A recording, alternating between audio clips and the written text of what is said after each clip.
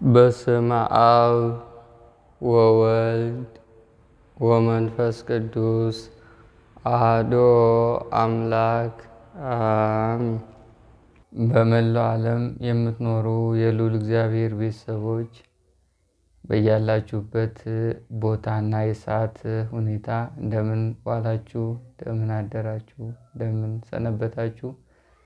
መድኃኔዓለም በቸርነቱ በምሕረቱ ለዚህ ሰዓት አድርሶናልና በቅዱሳን አባቶቻችን እንደሚመሰገን ሁሉ በእኛም በተናናሾቹ ስሙ ይክበር ይመስገን፣ አሜን።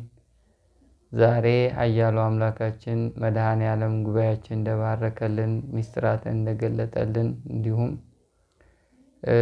የክፉ መናፍስትን አሰራርም በውጊያም በአንድም በሌላም በኩል እንዳወቅነው መጠን የምንማማርበት ርዕሳችን የሚሆነው የክፉ መናፍስት ሹክታ በሚል ይሆናል።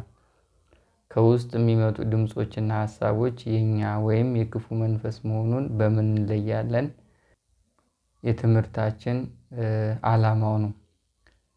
እንግዲህ እንደተለመደው ብዙ ጊዜ ወደ ትምህርታችን ከመሄዳችን በፊት የበረከት ስራዎችን ወደ እናንተ እያቀረብን እናንተም ከበረከቱ እየተሳተፋችሁ በብዙ ጎዳና ክፉ መናፍስትን እየተዋጋን ለብዙ ጊዜ አብረን ዘልቀናል።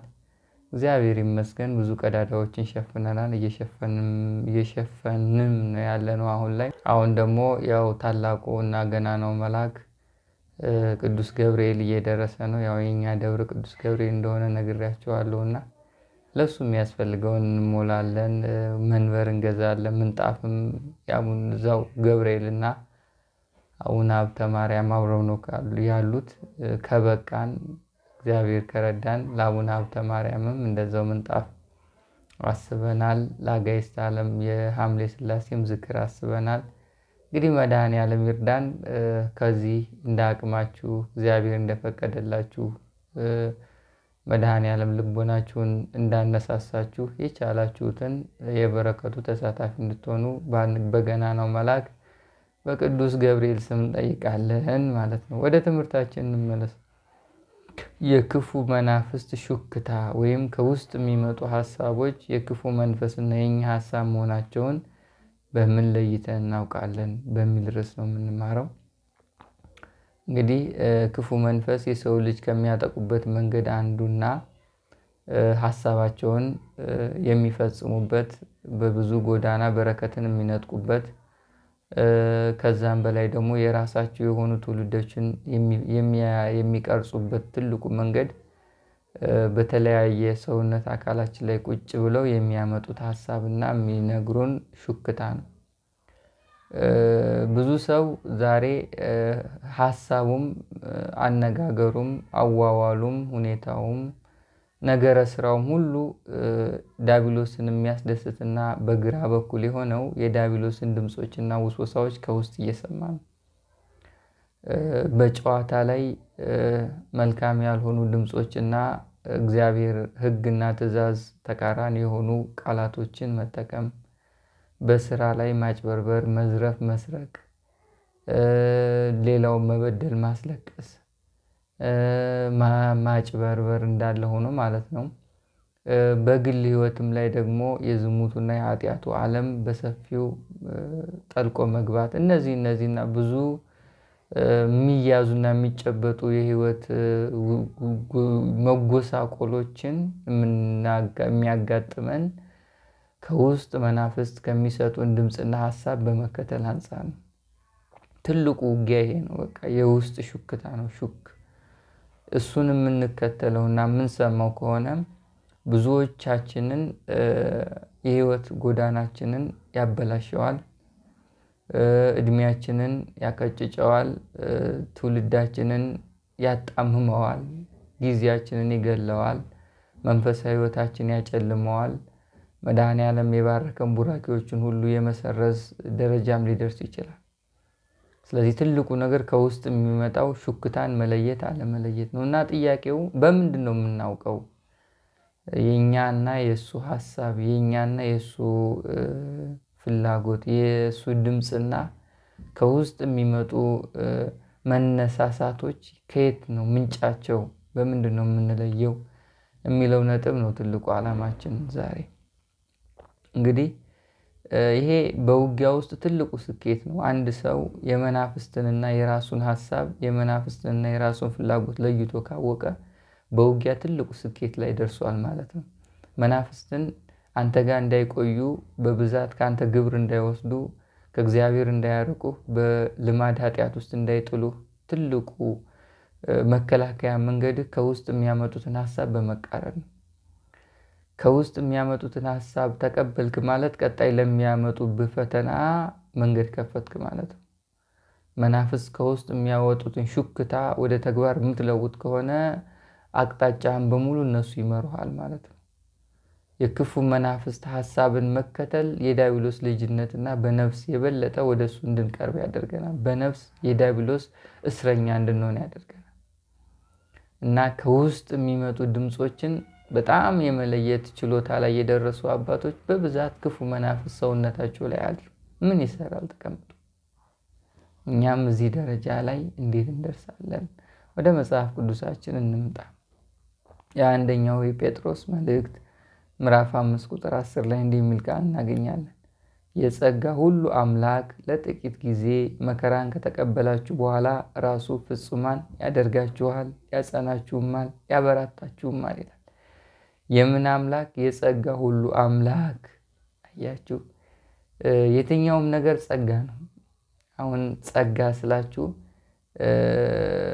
ግን አሁን ጸጋ የሚመጣው በእርግጥ ይሄ መናፍስትን ሐሳብና የኛን ሐሳብ መለየትም ራሱን የቻለ ብቃትና ጸጋ ነው። ግን ይሄን የምታገኙት ጥቂት መከራ ከተቀበላችሁ በኋላ ነው። አያችሁ፣ ጥቂት ውጊያ ካሳለፋችሁ በኋላ፣ ጥቂት ካጎሳቆላችሁ በኋላ፣ ከፈተናችሁ በኋላ የመናፍስትን ውርጅብኝ በመጠኑምና የመናፍስቱን ዓለምም ካወቃችሁ በኋላ የጸጋ አምላክ ጸጋን የሚሰጥ አምላክ እንድታውቁ ያደርጋችኋል። ጸጋ የሚመጣው በመከራ ነው። ያለ መከራ ጸጋ አይመጣም። ጸጋ አንደኛ ጊዜ ያለው ራሱን የቻለ ጊዜ የሚሰጥበት አንድ ሰከንድ ወደፊት ወደ ኋላ ሳታፍ ጊዜውን ጠብቆ፣ ሁለተኛው በትጋትና በመከራ ነው ጸጋ የሚመጣው። ስለዚህ ከውስጥ የሚመጡ የመናፍስትን ሐሳቦችን መለየት ራሱን የቻለ ጸጋ ነው። ይህን ጸጋ እንዲሰጣችሁ አምላካችሁን መድኃኔዓለም በቸርነቱ መለመን ነው፣ ይሰጣል እሱ። ግን ይህን የምታገኙት ትንሽ መከራ ከተቀበላችሁ በኋላ ነው። ዛሬ ላይ ክፉ መናፍስ ብዙ ነገር ይነጥቁናል። እድልን ይወስዱታል፣ እይታን ያበላሹታል፣ አካሄድህን ያጨልሙታል፣ ልጆችህን ይለክፏቸዋል፣ ስራህን ያመሰቃቅሉታል፣ መክሊትህን ይቀብሩታል፣ እንደፈለጉ ያደርጓል። ይሄ የሚሆነው እነሱ የሚሰጡን ድምጽ ስለምተገብር ነው። በምንም መንገድ ድምጻቸውን ማሰማና ማተገብር ከሆነ ከፊት ቀድሞ የትኛው መንፈስ ምንም ነገር ሊያደርግ ይችላል። ይሄ የእግዚአብሔር ፈቃድም አይደለም፣ ቸርነቱም ይከለክላቸዋል። በተፈቀደላቸው ልክ ነው። አንዲት ዛፍ ቅጠል ያለ ቅድስት ሥላሴ ፈቃድ አትረግፍም የሚል ዜና ሥላሴ ላይ አለና ሁሉም ነገር በቅድስት ሥላሴ ፈቃድ ነው። እና ብዙውን ነገር በዲያብሎስ የተወሳሰበ ማንነት እንድንገነባና እንዲጠፋ ማንነታችን የሆነው የሱን ድምጽና ውስወሳ ሹክታና ሐሳብ በመቀበልና በመተግበር ዙሪያ የተያያዘ ነው። ስለዚህ ይሄን የምናቆሙና የምንለይበት አንደኛው መንገድ ምንድነው ካላችሁኝ ራሱን የቻለ ጸጋ ነው። ጸጋ የሚመጣው በመከራ ነው። መከራ ደግሞ የዲያብሎስን ፈተና ለብዙ ጊዜ ስትታገሉና ስትዋጉ መድኃኔዓለም ራሱ ፍጹማን ያደርጋችኋል። ስለዚህ ዓለም አቋራጥ ነው። ምንም መናፍስትም ቢነዱንም ሐሳብ ቢሰጡንም ቢወሰውሱንም ቢፈትኑንም ቢያበላሹትም ቢሰርዙትም መንፈሳዊ ሕይወትን አለማቋረጥ ነው። ቀን በቀን የአምልኮትን ሕይወት ማብዛት፣ በአምልኮት ውስጥ የሚገኘውን የጸጋ ኃይል ደግሞ መካፈል፣ እግዚአብሔር በዛ ውስጥ የሚያመጣውን ሰማያዊ ስጦታን ደግሞ ወደ ሕይወት መተርጎም፣ ይሄ አንድ ላይ ሆኖ መድኃኔዓለም ጊዜው ሲደርስና ፈቃዱ ሲሆን እሱ በወደደውና በፈቀደበት መንገድ የዲያብሎስን ሐሳብ እና ውስወሳና ሹክታ እንድትለይ ትሆናል። ያን ጊዜ ዝም ብለህ ታዳምጠዋለህ። ሹክ ሲል ዝም አትተገብረውም። አሁን ሹክታው ብቻ አይደለም እንድትተገብረው ማስገደዱም አንዱ ትልቁ ነገር ነው። ሹክ ይላል። ወሬውን ትሰማለህ። መስማት ብቻ አይደለም ወደ ተግባር የምትቀይረው ነገር ደግሞ እሱ የራሱ ውስወሳ አለው። ሁለት አካልን ይይዛል። ድምፅ ከተለያየ ቦታ ላይ ይሰጣል። ከጆሮም ከአፍም ከአይምሮም ከተቀመጠበት ቦታ ሆኖ ድምፅን ይሰጣል። ወደ ተግባር እንድትለውጠው የሚያደርግህና የሚጫን ደግሞ ልብ ላይ ሆኖ። ስለዚህ ልብህ የመድኃኔዓለም ከሆነ ድምፁን ብቻ ነው የምትሰማው። ከልብ ዞር ካለ ድምፁን ብቻ ነው የምትሰማው። ከተለያየ አካል ላይ ልብህን ከለቀቀ ድምፁን ብቻ ነው የምትሰማው። ተጭኖ እንድትተገብር የሚያደርገውን አቅም ያጣል። ይሄ ደግሞ የጸጋ ስጦታና መናፍስት በተለይ በብዙ መንገድ በውጊያ ውስጥ እየተዳከሙ ሲመጡ ከምናገኛቸው ትልቅ ስኬት መካከል አንዱ ነው ማለት ነው። እስኪ ወደ ሐዋርያው ቅዱስ ማርቆስ ወንጌል ምዕራፍ 9 ቁጥር 29 ላይ እንምጣ። አንድ ደንቆሮ መንፈስ ይላል መጽሐፍ ቅዱስ፣ መናገር የማይችል መናፍስት ያደረበት ሰው መጥተው በመድኃኔዓለም ፊት ጮሆ ክፉ መንፈስ በመለኮታዊ ኃይል ገስጾ በአምላክነቱ ግርማ አውጥቶ ሐዋርያት መጥተው ጠየቁት። ይሄን ለምንድን ነው እኛ ማድረግ ያልቻልነው አሉ። ይህ ወገን አለው ያለ ጾምና ጸሎት ምን አይልም አይሆንም። አያችሁ፣ የመናፍስት ውጊያ በዚህ የታጠረ ነው። አንደኛ በጾም ኃይል፣ በጸሎት ኃይል፣ ከዛ በላይ ደግሞ ኃይሉ ሲያድግ ሲገለጥ የእምነት ነገር ከፍ ሲል በዚህ መንገድ ሲሆን ክፉ መንፈስን መገሰጽ ይቻላል። መገሰጽ ሲባል ስራው ማስቆም ብቻ ሳይሆን ሐሳቡን መከላከልም ጭምር። ይህ ወገን ያለው እንግዲህ ወገን ነው፣ የተዛመደ ነው፣ የተዳበለ ነው፣ በብዙ ጎዳና የሚመራን ነው። ዝም ብለን የምንኖር ከሆነ ከ100% ከ80% በላይ በሱ ምሪት ነው የምንኖር። ሹክ ይላል። ዛሬ ወዶ አይደለም እኮ ሰው ሁሉ በአመል ውስጥ የገባው በማይሆን ጸባዩ የሚያዝ የሚጨበጥ አይነት አይደለም። ዝም ብሎ በቃ ቅልስልስና የሆነ ቅይሪር የሚል አይነት ፍጥረት ሆኗል የሰው ልጅ። ዛሬ ወዳጅ ያልከው ነገ ይገለበጥብሃል። ምንም አትይዘውም የሰው ልጅን ባህሪ አሁን ላይ ምንም አይጨበጥ አይያዝ። ይሄ እንደዚህ ያደረገው የመናፍስት ምሪት ነው። እሱ በሚነዳው ብቻ ስለሚነዳ ነው እንዲያልፍልህ ከፍ እንድትል በምድራዊ ህይወትን እንዲደላደልልህ ብሎ የነገረን ነገር ትነዳለህ። እሱ ባሰበልህ ትገባለህ። ምን ታዲያ ይሆናል? ስለዚህ ይህ ወገን አለው ይህን ሐሳብ ይህን የመናፍስት መንዳትና ምሪት የምትቃወምበት ኃይል ጾምና ጸሎት ነው። ስትጸልይ ስትጾም እግዚአብሔር በቸርነቱና በፍቅሩ ይህን ኃይል ያስቆምላል። ሹክ ሲልህ ዞር በል ትለዋለህ። አቁም የምትሉበትን አቅም ታገኛለህ። በስራ ላይ አይቀድም፣ ቀድሞ አያበላሽም ማለት ነው። ስለዚህ ጾም ጸሎት ትልቁ ነገር በጾምና በጸሎት የሚለው ኃይልህ እስከሚያድግ መጠበቅ አለብህ ነው።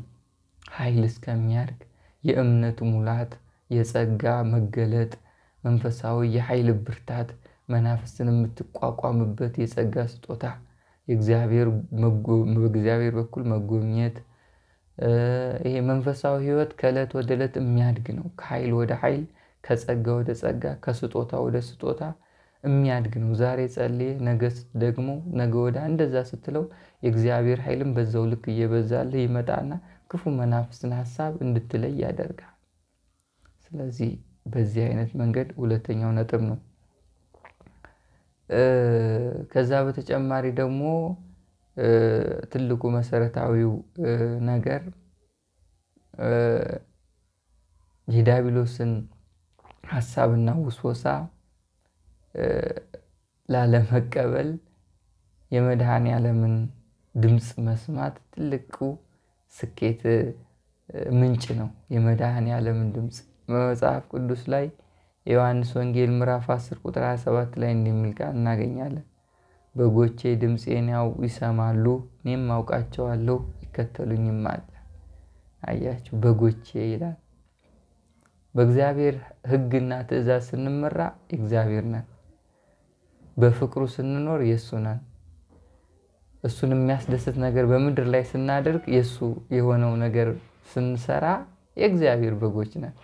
የዲያብሎስን ስናደርግ ደግሞ የዲያብሎስ ጭፍራ ነው። የዲያብሎስን ስንሰራ ደግሞ የዲያብሎስ ተነጂዎች ነው የምንሆነው። ስለዚህ ትልቁ ነገር ሕጉን መጠበቅ፣ በመከራ ውስጥ እግዚአብሔርን ለጸጋ እንዲያበቃን መጠበቅ፣ በመንፈሳዊ ሕይወት መበርታትና ከኃይል ወደ ኃይል የምናድግበትን ጊዜ መጠበቅ፣ በመንፈሳዊ ሕይወት መበርታት። እነዚህ የክፉ መናፍስት ሹክታና የኛን ሀሳብ እንድንለይ ያደርገናል። ምናልባችሁ አንደኛ ጸጋ ነው፣ በመከራ የሚገኝ ጸጋ፣ እግዚአብሔር ይህን ጸጋ እንዲሰጠን በመጠየቅ። ሁለተኛ መንፈሳዊ ኃይላችን እስኪበረታና መንፈሳዊ ሕይወታችን ከፍ ብሎ ለዚህ ስጦታ እስከምንበቃ ድረስ በጾም በጸሎት መበርታት። ከዛም በላይ የእግዚአብሔርን ድምፅና መድኃኔዓለም የሚያስደስተውም በማድረግ በእንደዚህ አይነት መንገድ ዲያብሎስንና የእኛን ሀሳብ እንለያለን። መድኃኔዓለም ለዚህ ጸጋ ያብቃን። አሜን። ወስብሐት ለእግዚአብሔር።